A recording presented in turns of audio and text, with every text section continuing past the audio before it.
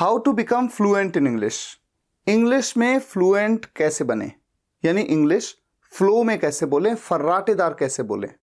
आप सभी के मन में ये क्वेश्चन है और इस क्वेश्चन का सिर्फ एक ही आंसर है, इंग्लिश स्पीकिंग प्रैक्टिस करके, इंग्लिश बोलने की प्रैक्टिस करके, और इतनी ज्यादा प्रैक्टिस करके कि आप किसी भी सेंटेंस को बिना लिखे तुरंत उसे बना लें।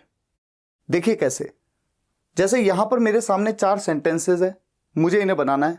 पहला सेंटेंस, अगर मैं उससे नहीं मिला होता तो मुझे कभी सच्चाई का पता नहीं चल पाता। Hadn't I met him, I would have never known the truth. वहां ऐसा कोई काम मत करना जिससे आपके माता पिता को शर्मिंदा होना पड़े। Don't do any such thing there which could make your parents feel ashamed. उन दिनों हमारे पास पैसे नहीं थे, लेकिन फिर भी हमने कभी खुद को किसी से कम नहीं समझा। Those days we didn't have money, but still we never considered ourselves less than anyone.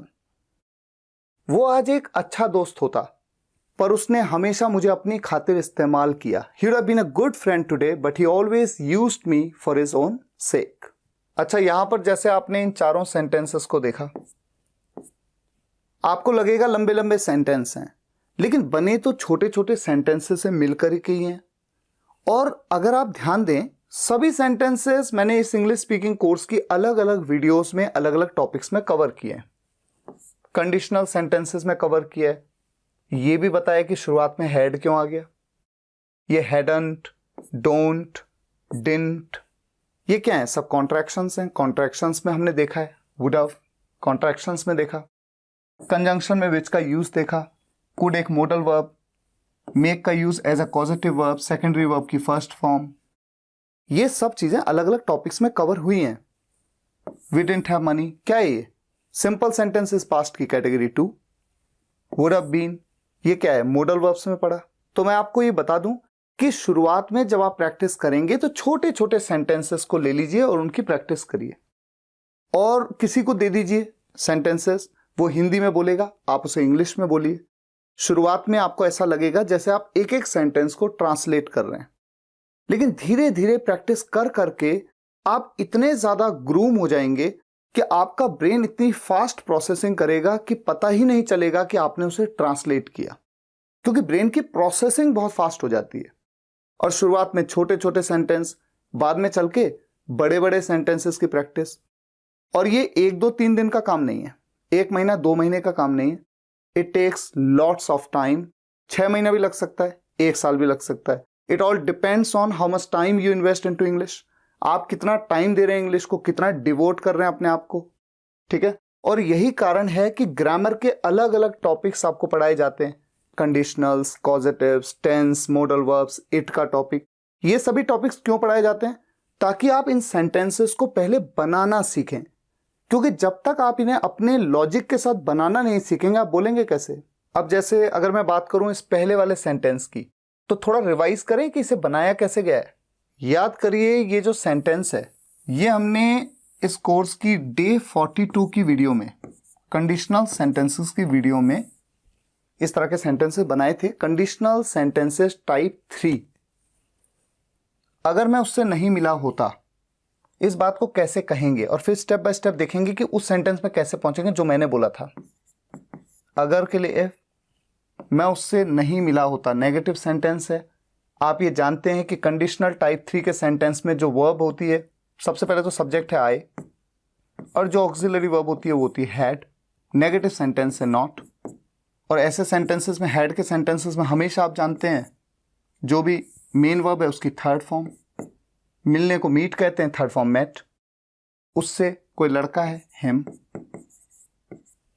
If I had not met him, अगर मैं उससे नहीं मिला होता, तो के लिए आप जानते हैं देन का यूज कर भी सकते हैं, नहीं भी कर सकते हैं, कॉन्वर्सेशंस में करने की जरूरत ही नहीं है, क्योंकि अगर आप किसी वर्ड का यूज ना करके भी सेंटेंस को बना सकते हैं, इफेक्टिवली बोल सकते हैं, तो जरूरत क्या है। मुझे कभी सच्चाई का पता नहीं चल पाता, किसे, मुझे, तो सब्जेक्ट कौन है यहां पर भी, मैं, आई। आप ये जानते हैं कंडीशनल टाइप 3 के सेंटेंसेस में इफ वाले क्लॉज में तो हैड यूज होता है, और सेकेंडरी जो दूसरा क्लॉज है उसमें वुड हैव। अब चूंकि ये सेंटेंस भी नेगेटिव है तो वुड नॉट हैव। उसके बाद वर्ब की थर्ड फॉर्म पता लगने को नो कहते हैं, नो की थर्ड फॉर्म नोन,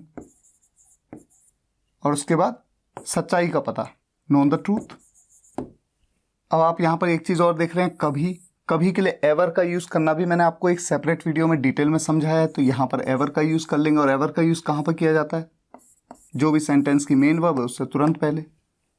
तो अब ये सेंटेंस क्या बना, if I had not met him I would not have ever known the truth.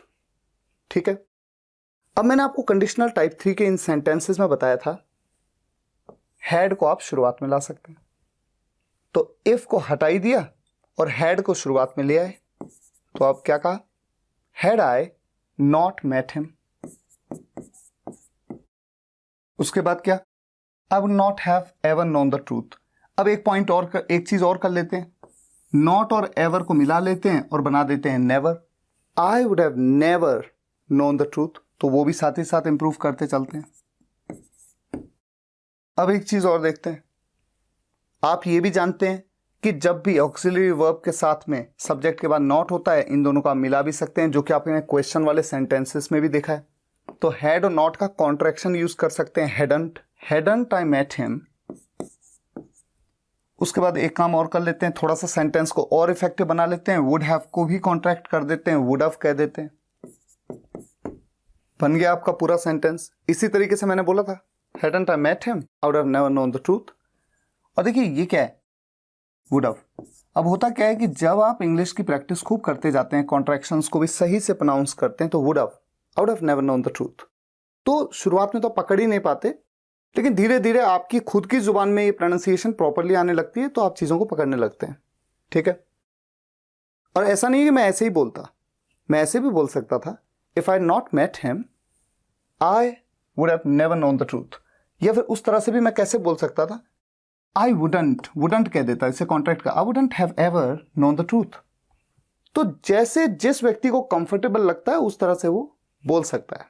तो मेरी आप सभी से एक ही रिक्वेस्ट है कि इस इंग्लिश स्पीकिंग कोर्स की जितनी भी वीडियोस हैं, डे 1 से लेकर के और डे 90 तक की सभी वीडियोस को बहुत सीरियसली देखिए, एक भी वीडियो को मिस मत करिए, क्योंकि हर वीडियो से आपको कुछ ना कुछ नया सीखने को मिलता है।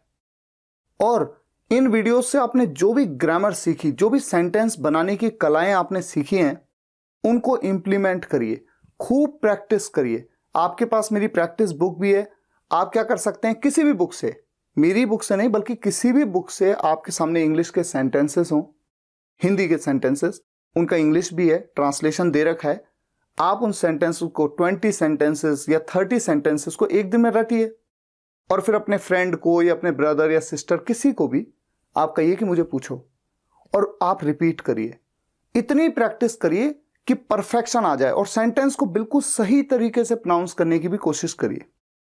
ठीक है, क्योंकि लाइफ में ये मौका शायद आपको दोबारा ना मिले।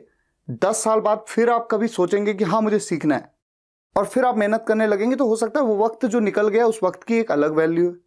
तो मैं आपसे रिक्वेस्ट करूंगा, थोड़ा सीरियस हो जाइए और एक एक वीडियो को ध्यान से देखिए और ढंग से अपना पूरा टाइम दीजिए इंग्लिश को।